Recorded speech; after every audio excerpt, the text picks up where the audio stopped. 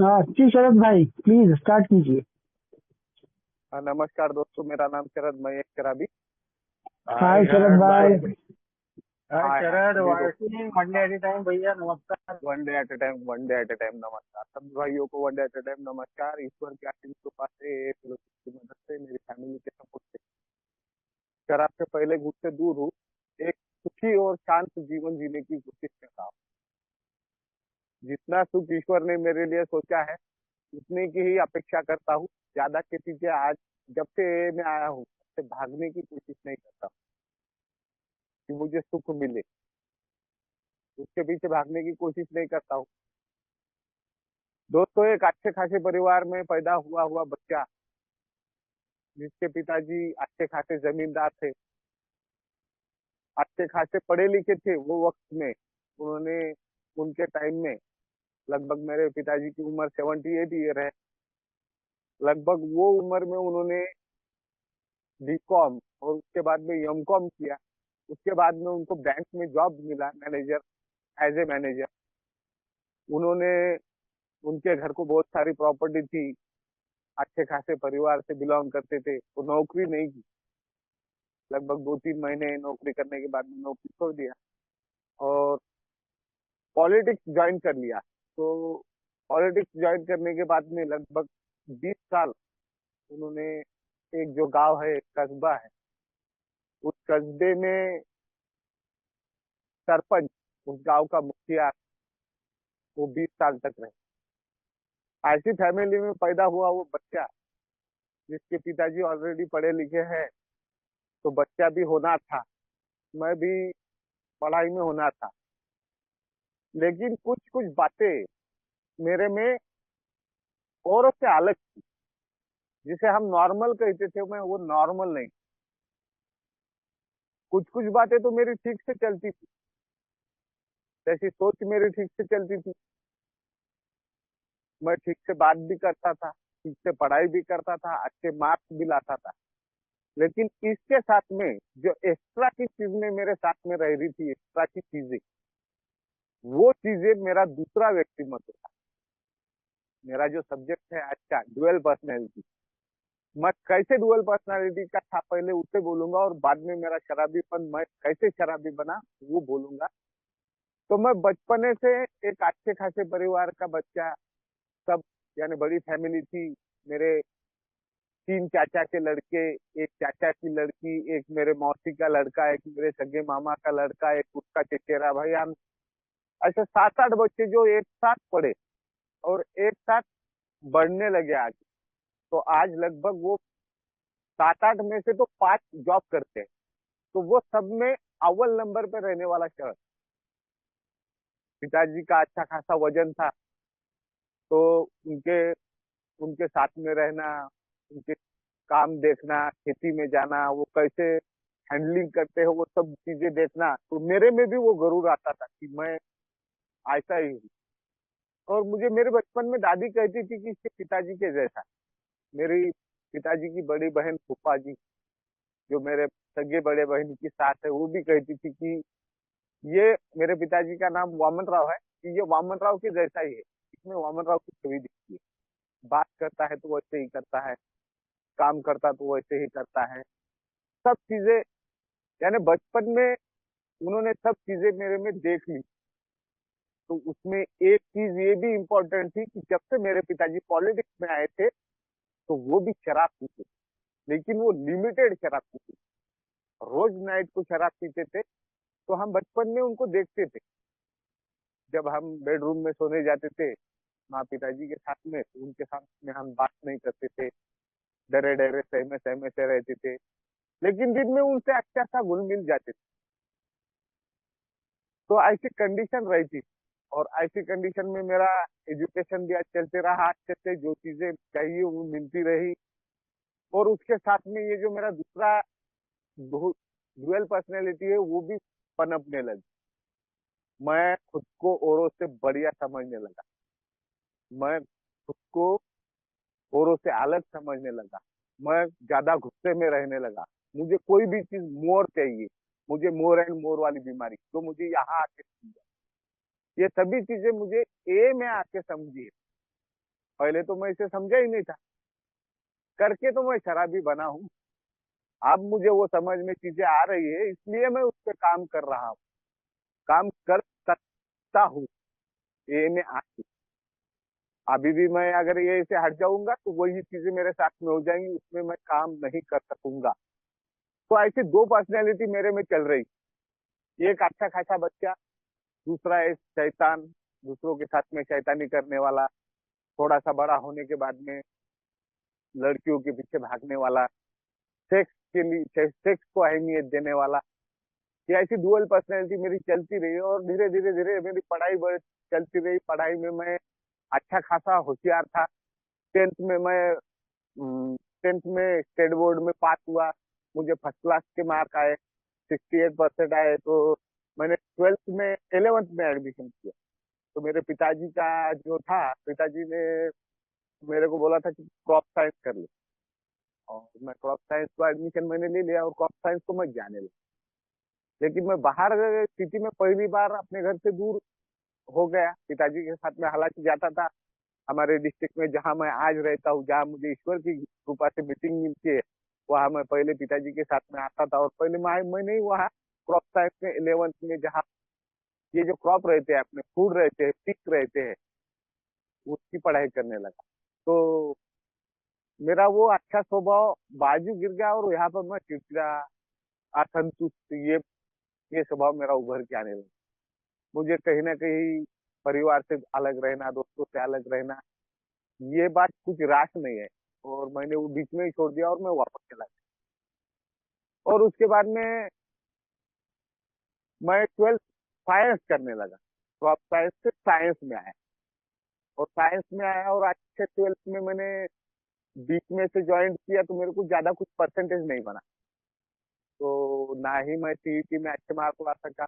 वो टाइम में महाराष्ट्र सीईटी थी, आज जैसे JEE है, नीट है, तो उसमें ही मार्क नहीं ला सका, ना ही कुछ अच्छा सा मैंने डिग्री डिप्लोमा कर सका। तो फिर से मैं वहां से डाइवर्ट हुआ, वो मेरी दूसरी पर्सनैलिटी के अनुसार। कोई भी चीज में मेरा मन नहीं रहता था ना, एक छोड़ दूसरा पकड़, दूसरा छोड़ तीसरा पकड़, ऐसे मैं करते रहता था।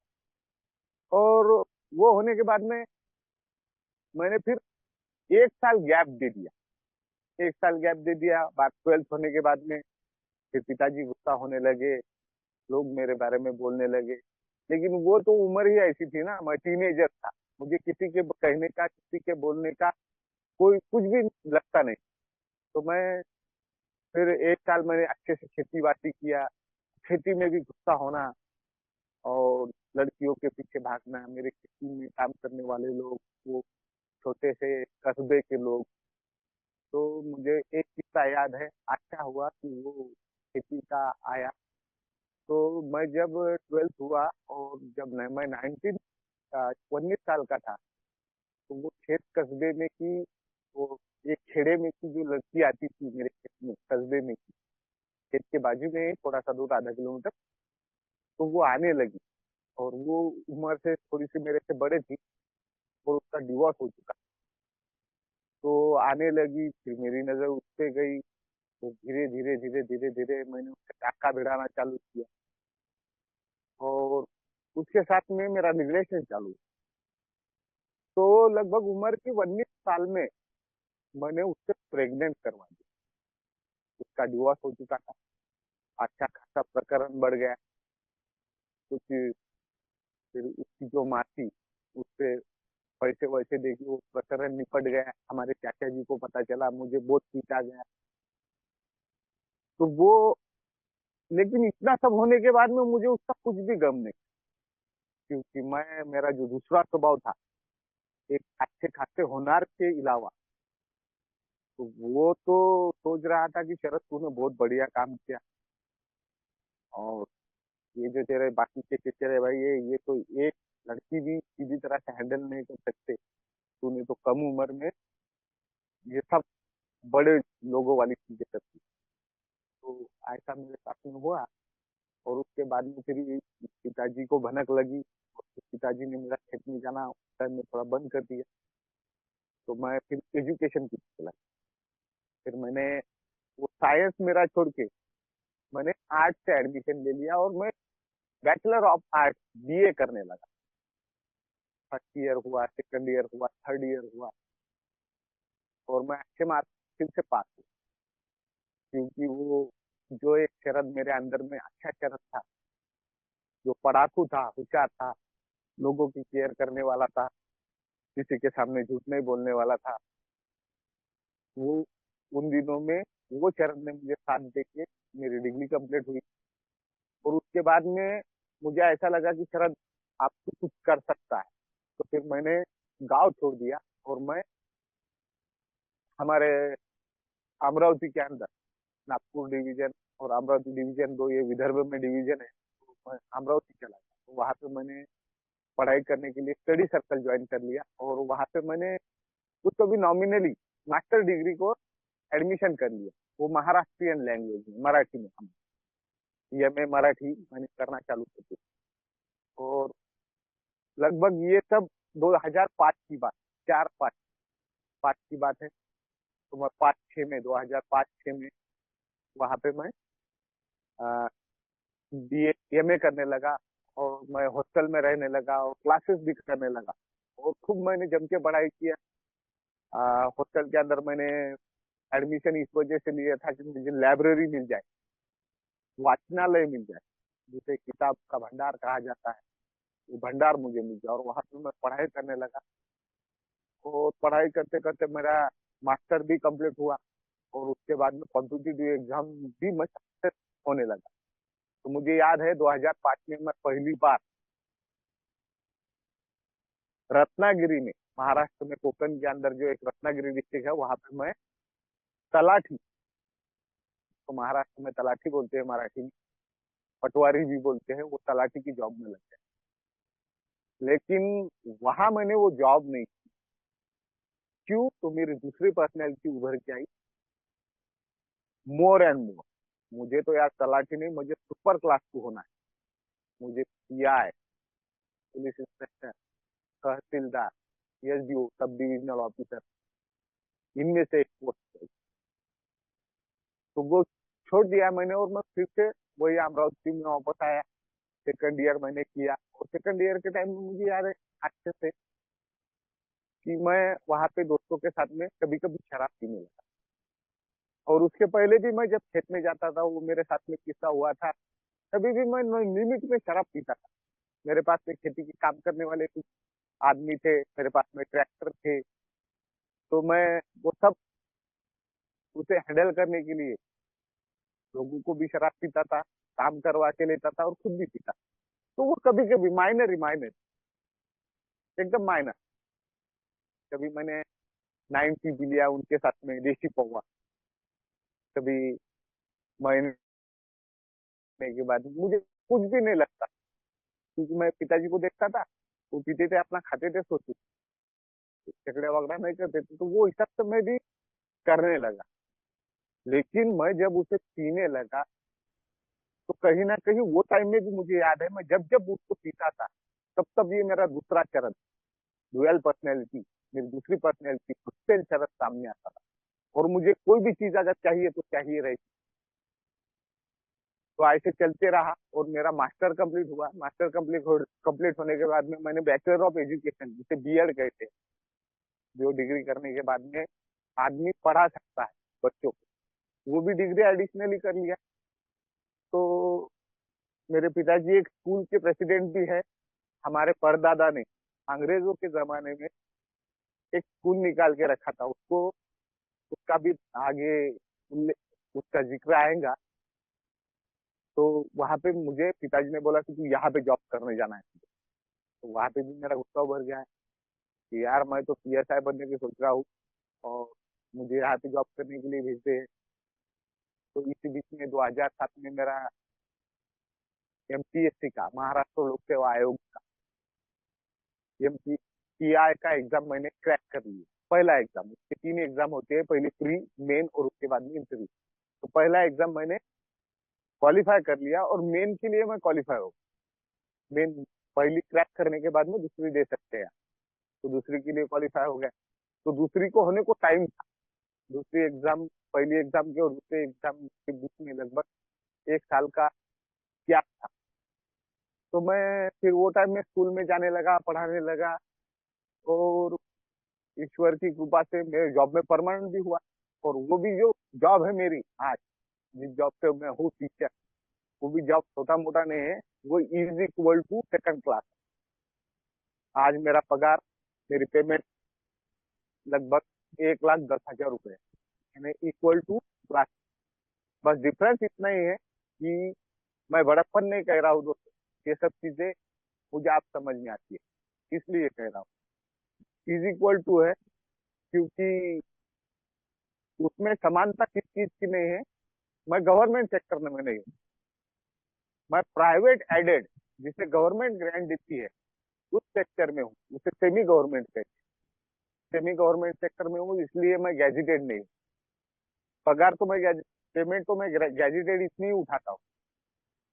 तो मैं वहां पे नौकरी करने लगा, और फिर 2010 में मेरी शादी की बात चलने लगी। तो वो टाइम में मैं जॉब अच्छा खासा स्मार्ट बच्चा, और उम्र की 27 साल में जॉब में लगा। पेमेंट अच्छी खासी, पहली पेमेंट 70-72 हजार रुपये मिल गई। तो समाज में भी नाम, रिश्तेदारों में नाम। तो फिर मेरे घर वालों ने मेरी शादी का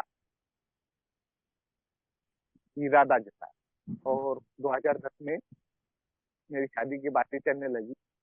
और हमारे इसमें पिताजी ने रिश्तेदारी में मेरी जो सौतेली फूफू थी, उनके घर में एक लड़की मेरे लिए सिलेक्ट कर दिया, और वो मुझे बिना पूछे सिलेक्ट किया। लगभग ऐसे ही होता है हर समाज में कि घर वाले उसे बच्चे के लिए चूज करते हैं, और बच्चे को शादी करना पड़ती है। आज थोड़ा सा अलग है, तो मेरे लिए चूज किया। और मैं वहां पे, पहले तो मेरे दिमाग में भी कुछ नहीं, और मैं जहाँ जॉब करता हूँ वहां पे लड़की का एक चाचा, जो मेरी बड़ी फूफा का लड़का है, वो भी जॉब करता है। उसका एक दूसरा चाचा, वो भी जॉब करता है। उसका भाई चचेरा, वो भी जॉब करता है। और वो संस्था का प्रेसिडेंट मेरे पिताजी, और मैं वहां पे यानी प्रेसिडेंट का लड़का।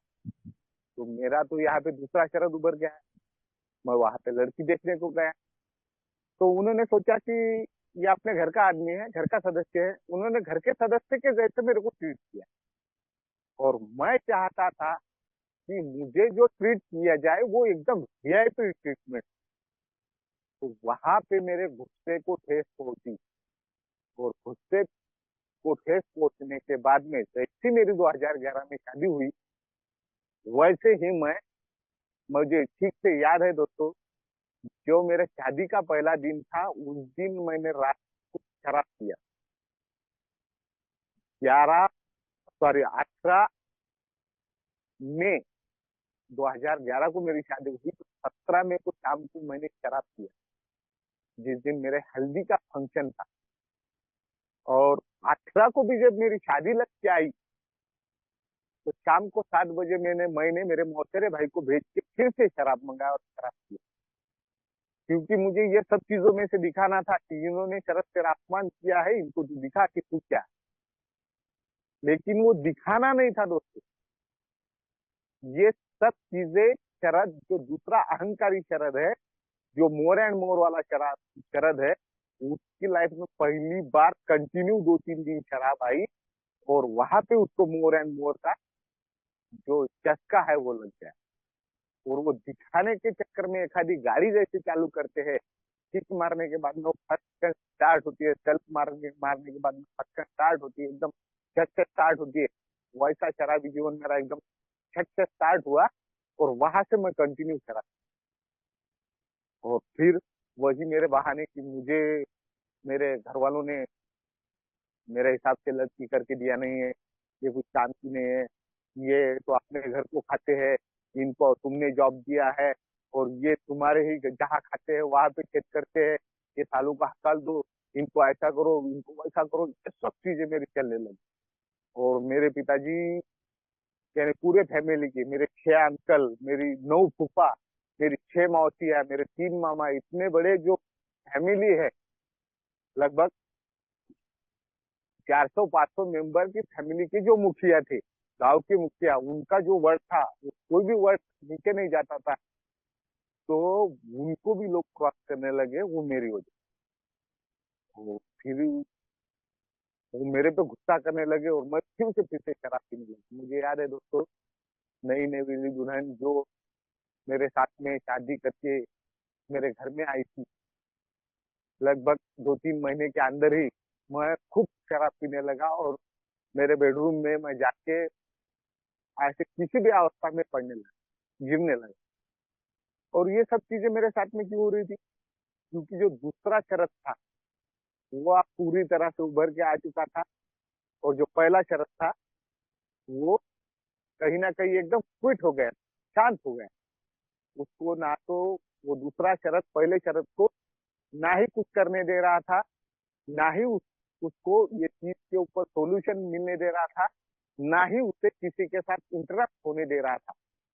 जो बीवी है मेरी, उसके भी साथ में मैं, मुझे याद है ठीक से कि 8-8 दिनों तक बात नहीं था।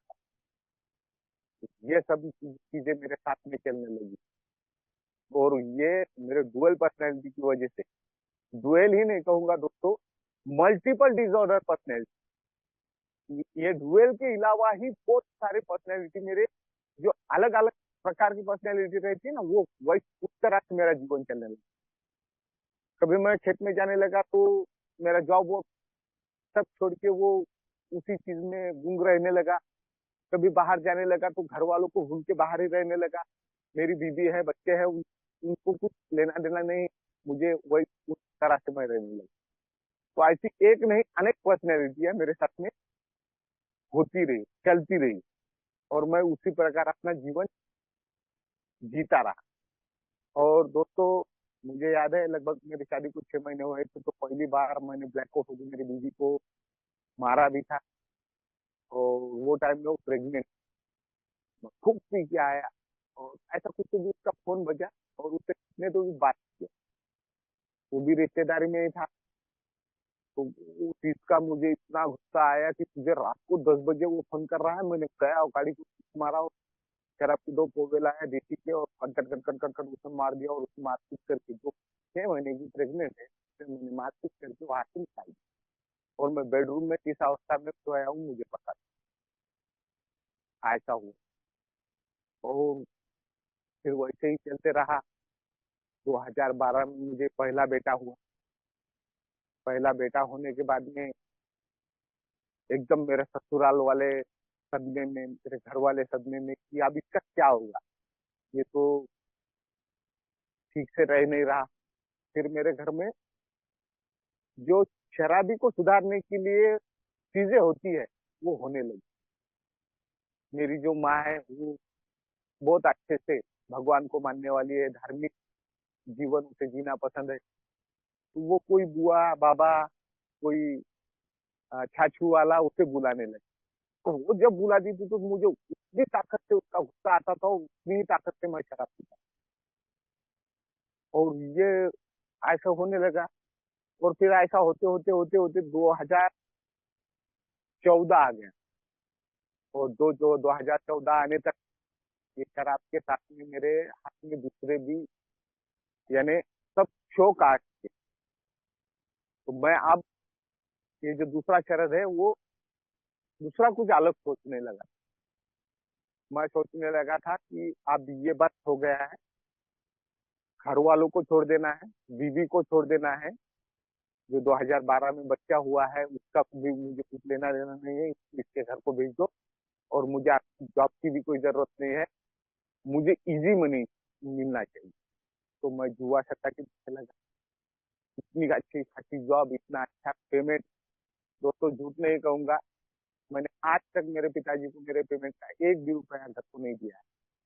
मेरे पेमेंट का हिसाब अगर करेंगे लगभग 15 साल का, पहले 2-3 साल अगर छोड़ दो तो 12 साल का भी हिसाब पकड़ोगे तो 12 साल के अंदर मैंने 10 लाख के ऊपर ही पेमेंट मेरी हुई है। पिछले 12 सालों से मैं टैक्स पेयर हूँ। मेरे को लगभग लगभग 1.5 लाख रुपए टैक्स लगता है एक साल का। तो इससे आप मेरी पेमेंट का अंदाजा लगा सकते हो। तो ये सब चीजें होने लगी, और मैं सोचने लगा उनको छोड़ दो, उनको छोड़ दो सब, घर वाले गिर वाले। और मैं पैसे के पीछे लगा और जुआ सट्टा खेलने लगा, इजी मनी के पीछे लगा। तो मेरी जो जमा पूंजी थी वो भी उसमें गई, सब पैसा चला गया, कर्जे मेरे आंख पर मैं करने लगा। और घर वालों पिताजी को ये सब चीजें पता चली, तो उन्होंने मुझे फिर कुछ हॉस्पिटलाइज हॉस्पिटलाइज हो गए मैं। मुझे ठीक से याद है, एक बार मुझे इधर परभनी डिस्ट्रिक्ट में लो गांव है, वहाँ पे एक डॉक्टर है। वो डॉक्टर के पास में इंजेक्शन देने को लेकर गए।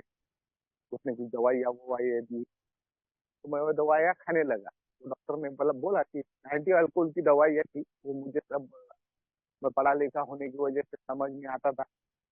और वो खाना खाने के पहले मैं खाता था, खाना खाता था, कुछ दिन दूर रहता था, पीता था, ऐसी कंडीशन चालू हुई। फिर घर वालों ने मुझे पहली बार 2014 में व्यसन मुक्ति केंद्र में छोड़ दिया।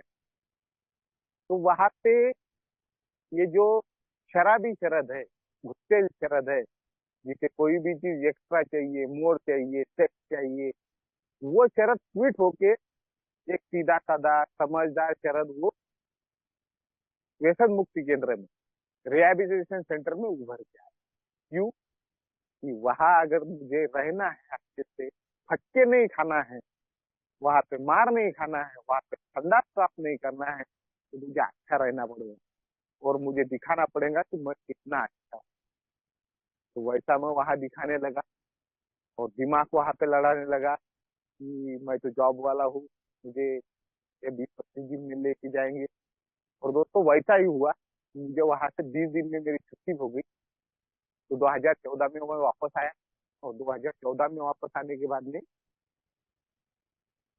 मैं शराब से तो दूर रहा 2014 से लेकर तो 2017, शराब से मैं दूर रहा।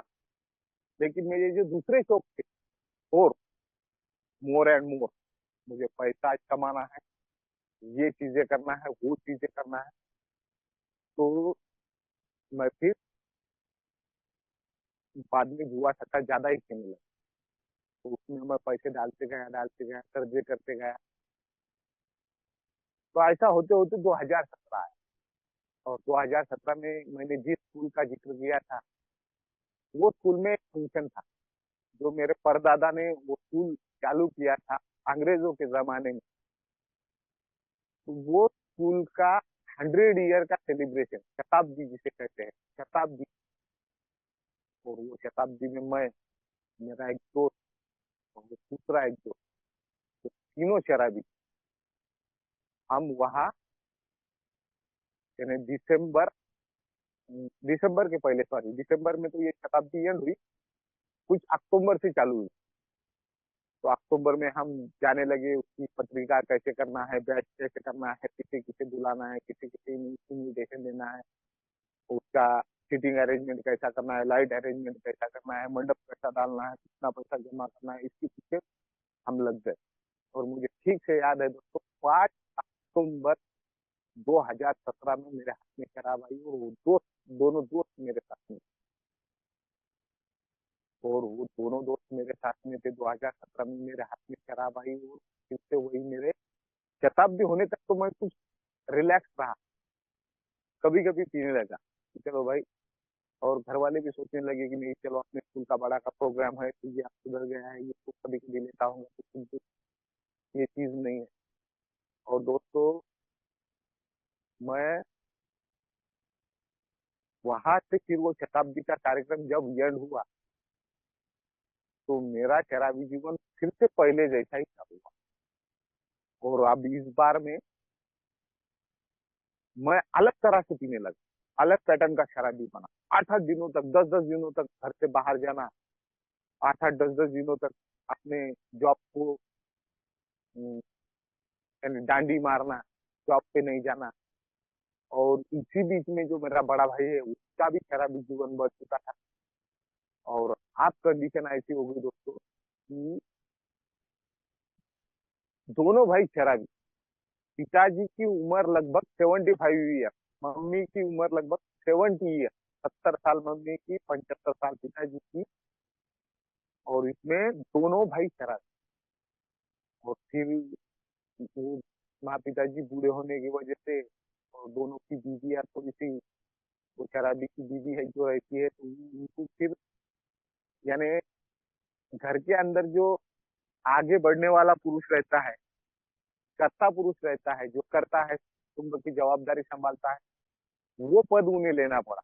और उन्होंने फिर हमें डॉक्टर के पास में लेके जा, एंटी अल्कोहल की गोलियां दे, ऐसे प्रोग्राम हमारे चालू हुए। तो वो चीज जैसे चालू हुई, वैसे फिर से मेरा वो शराब, पहला शराब उभर के आया। और दोस्तों झूठ नहीं कहता हूँ कि वो बार में मैं ऐसी शराब पीने लगा, और शराब पी के मैं गोलियां खाने लगा। और घर से मेरे को बीबी गोली देती थी और कहती थी कि शराब नहीं पीना। कभी कभी तो मैं नहीं पीता था, लेकिन वो पैसे हारने का डर, वो अनचाहे डर, जो मुझे अब ये में आने के बाद में पता चले, तो फिर वो उभर उभर के आते थे। और मैं घर से गोलियां खाता था, एक दो दिन शराब नहीं पीता था, फिर तीसरे चौथे दिन एक एक दो दो गोलियां खाते शराब पीता था। तो 2 बार मेरे साथ में ऐसा हुआ कि मुझे खून की उल्टियां हुई, मेरा हार्ट धड़ धड़ धड़ धड़ धड़ धड़, यानी हार्ट बीट बढ़ गई, मेरे कान एकदम लाल हो गए, मेरा चेहरा एकदम लाल हो गया, बदन एकदम ऐसे अंगार के जैसे तबने लगा, और मैं खून की उल्टियां करके बेहोश हो गया। और होश में आया तो मैं हॉस्पिटल में। 2 बार मेरे साथ में ऐसा वाकया हुआ।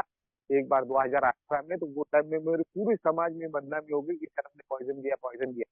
दोस्तों पॉइजन नहीं लिया था, लेकिन वो एक सुसाइड अटेम्प्ट था, क्योंकि मैं अब मेरे जीवन से तंग आ चुका था, मुझे ये जीवन नहीं चाहिए था। वो दूसरा शराबी, जो शराबी शरद है, वो तो उसके वही धंधे थे, जुआ सट्टा खेलना, घर वालों को तकलीफ देना, ससुराल वालों को तकलीफ देना, बीवी को तकलीफ देना। और इसी बीच में दोस्तों मेरे बीवी को दूसरा बेटा 2018 में हुआ, और 2018 में वो बेटा होने के बाद में हॉस्पिटल में मैं शराब पी के ब्लैकआउट में। आज दोस्तों यहाँ वाशिंग में रहने के बाद में जब मैं वो हॉस्पिटल में जाता हूँ, तो वो जो डॉक्टर है, जो मुझे पहचानते हैं कि अच्छे घर का बच्चा, वो मुझे ऐसे दूर से ही हाथ जोड़ के प्रणाम करता है कि वो भाई, बोलता है तेरे जैसा आदमी मैंने दुनिया में नहीं देखा। तू कौन सी कंडीशन में था और कौन सी कंडीशन में ऐसा है। वो मुझे कहता है कि तेरे को देख के, मियाँ बीवी दोनों भी डॉक्टर है, लेडी उसकी बीवी जो है तो गायनिक की प्रैक्टिस करती है, और वो जो डॉक्टर है वो आँख की प्रैक्टिस करता है। तो मैंने आँख में चश्मा लगा लाने के बाद उसके पास में अभी 2-4 महीने में गया था, और मैं एक ए में आ रहा था, और मेरे में परिवर्तन हो चुके थे। तो उसको मैं जब दिखा, तो उसने मुझे ऐसे हाथ जोड़े। तो मेरे पिताजी के टाइम से मेरे जो बहन के ससुर है, मेरे मामा जी, वो उनके फैमिली के साथ में रिलेट है, तो हमारा भी उनके घर का आना जाना था। एक अच्छे फैमिली के डॉक्टर है, तो वो मेरे को ऐसे हाथ जोड़ के कह रहा था कि भाई तू वही शरद है या दूसरा शरद। तो दोस्तों ये बात तो एक मेरे ध्यान में आई, इसलिए बताया। तो मेरे छोटा बच्चा हो चुका था, और मेरे वही धंधे चालू। और छोटा बच्चा होने के बाद मुझे दोस्तों याद है ठीक से कि मैं वहां से हॉस्पिटल में से उठा, ब्लैकआउट स्थिति में से, और मैं दूसरे दिन जाके 6 बजे शराब किया वाशिंग के अंदर, जहाँ मैं आज रहता हूँ। वहां से मैं आकू लगा, और आकुला से मैं भूसा हो गया। तो कैसा गया मुझे पता नहीं, वहां पे मैं 2-3 दिन रहा, कैसे रहा पता नहीं, और मैं वहां से वापस कैसे आया, मेरी गाड़ी कैसे आई, ये कोई भी चीज मुझे पता नहीं, आज तक पता नहीं, और किसने बताया नहीं। ये सब चीजें मेरे साथ में होने, और ये सब चीजें, और मैं भी उसे बढ़ावा देने लगा। तो घर वाले ने सोचा कि ऐसा अगर चलता रहा तो ये मर जाएंगे। घर वालों ने सोचा कि दोनों को चलो रिहेबिलिटेशन सेंटर डाल देते हैं। मेरे से पहले मेरे बड़े भाई को रिहेबिलिटेशन सेंटर में डाल दिया गया। उसे पहली बार मैं जहाँ गया था वहां पे डाल दिया गया, और उसके 10-15 दिनों के बाद में वापस आया। फिर वो तो नहीं रुका, मुझे डाल दिया गया। मुझे डाल दिया गया तो फिर मैं भी वहां पे 20-25 दिन रुका, पहले जितना है, और वहां से वापस आया। वहां पे कुछ ये का प्रोग्राम नहीं होता। तो वहां से आने के बाद में दोनों का वो फिर से वही धंधा चालू, शराब पीना, घर वालों को तकलीफ देना। फिर दूसरा शरद, और मेरे भाई में जो दूसरा शराबी उसके कैरेक्टर के हिसाब से आया था, उसके बारे में मुझे कुछ भी कहने का अधिकार नहीं है। लेकिन जो चीज मेरे साथ में हुई, मेरे फैमिली के साथ में हुई, वो कह रहा हूँ। तो दोनों बिल्कुल तकलीफ देने लगे। वो उसकी फैमिली को तकलीफ देने लगा, मैं मेरी फैमिली को तकलीफ देने लगा, साथ में माँ पिताजी को तकलीफ देने लगे। घर में ऐसा माहौल रहता था दोस्तों कि कौन किसको मार रहा है, कौन किसको पिट रहा है, ये किसी को पता नहीं। दूसरे दिन हम देखते थे तो हमें कहीं लगा है, इधर लगा है, उधर लगा है, कुछ पता नहीं चलता। और इसी बीच में मेरे भांजे लोग जो थे, वो बड़े हो चुके थे, भाई का लड़का भी बड़ा हो चुका था। और इसी दौरान फरवरी महीने में 2019 में मेरे भाई की डेथ होगी। और डेथ होने के बाद में कुछ दिनों तक मुझे आप समाज को दिखाना था, मुझे पहले शरद बनना था। तो मैं कुछ दिनों तक शराब से दूर रहा, और शराब से दूर रहने के बाद में मैं धीरे धीरे धीरे धीरे चलने लगा।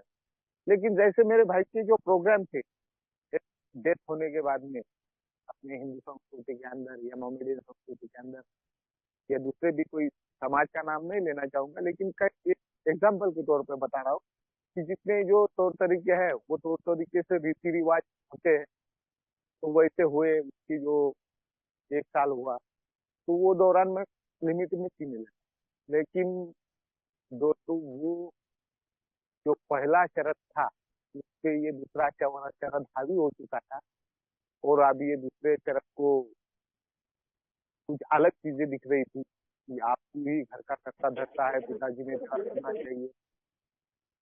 हेलो, पिताजी ने मेरी सुननी चाहिए, मेरे हाथ में सब घर का ये जो है यानी पूरा कारोबार मेरे हाथ में देना चाहिए, ऐसा मैं सोचने लगा। फिर शराब पीने लगा, झगड़े करने लगा, और ये 2019 में ऐसा चलता रहा। और उसी दौरान दोस्तों मुझे याद है मैं इतना शराब पीने लगा, मैं 8-8 10-10 दिनों तक कैसे शराब पीता था मुझे भी पता नहीं। मैंने 2019 के बाद में 2021 तक, दोस्तों वो 2 साल में क्या हुआ है मुझे अभी भी याद नहीं। मैं जिस दिन नहीं पीता था या जितना टाइम नहीं पीता था उतना टाइम मैं स्कूल में जाता था, मेरी जॉब पे जाता था। लेकिन जब मैं पीने लगता था, एक बार मेरी साइकिल चालू हो गई तो 8-8 10-10 दिनों तक मैं पीते रहता था। और वो टाइम में या तो मैं खेत में जाता था या कहीं दूसरे गांव को निकल जाता था, कभी कोई रेलवे स्टेशन में जाता था, किसी आसपास के खादे मंदिर वंदिर में मैं मिलता था, और लोग मेरे को बोले थे।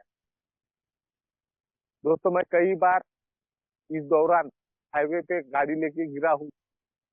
एक बार मेरा हाईवे पे गिर के मैंने अपना हाथ फ्रैक्चर करवा लिया 2020 में।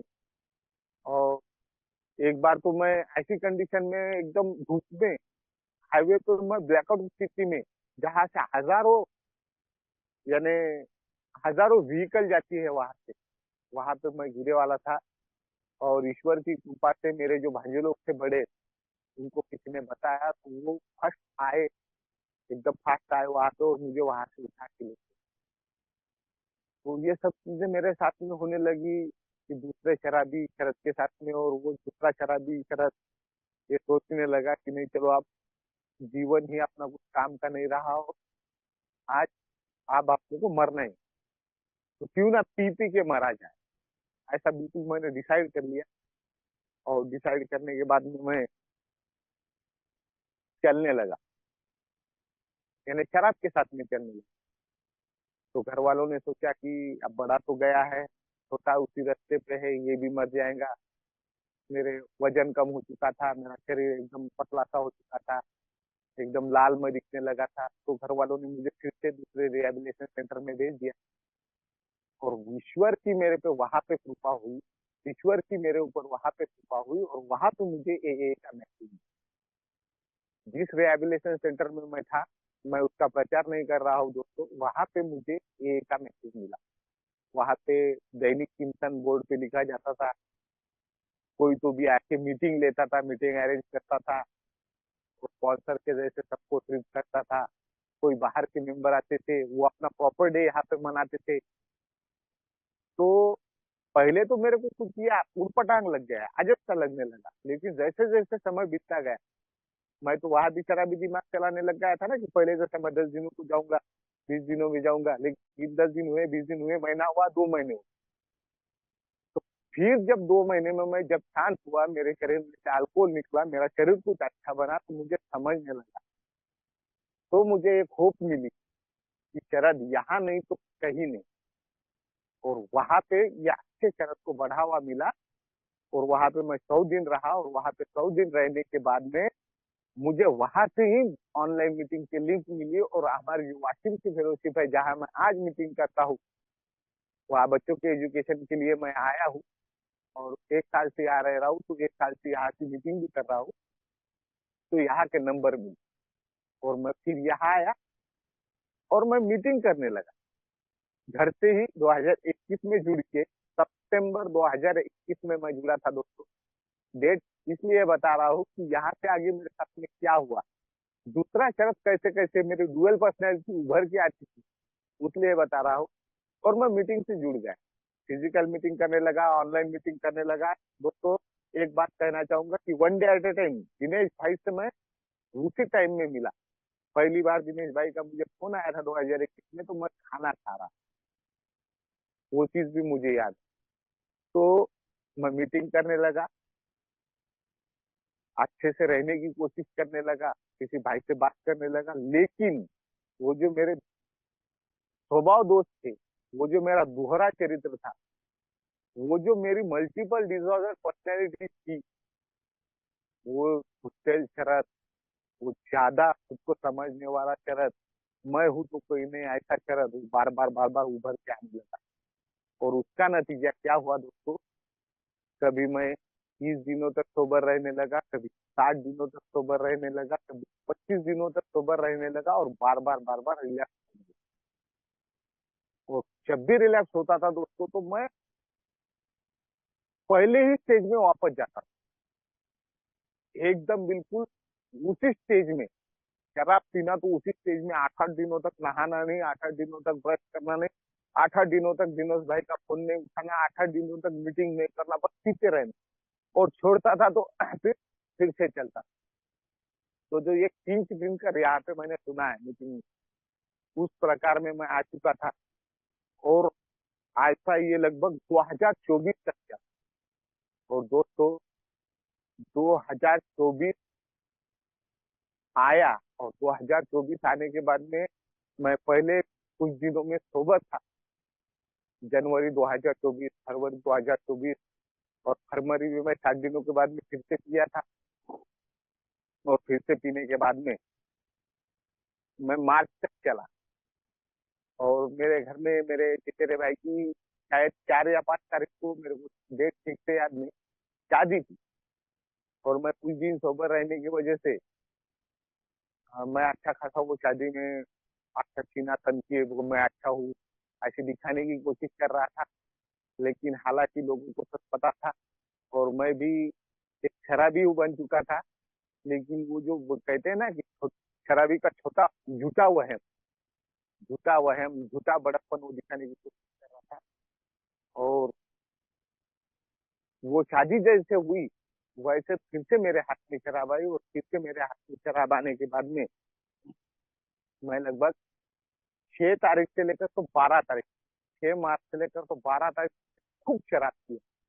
और वो शराब पीते पीते दोस्तों एक किस्सा है उसमें कि मेरे खेत में जो बैल है, वो बैल के साथ में मैं क्या कर रहा था मुझे भी पता नहीं। मैं उसके साथ में पंगा ले रहा था, उसको छेड़ रहा था, या क्या क्या कर रहा था। उसने मेरे को सिर पे उठा के पटक दिया, तो मेरा ये जो राइट हैंड है माइनर फ्रैक्चर हो चुका था, और मेरे पीठ को कुछ मार लग गया था उसकी सिंग। तो मैं वैसे ही 9 तारीख को, 9 मार्च को वैसे ही डॉक्टर के पास में जाके प्लास्टर करवा के आया। वो डॉक्टर बोल रहा था कितने तेरे मुंह की बात आ रहे हो, और साथ में भी एक बेवड़ा लाया था। तो ऐसा होता रहा दोस्तों।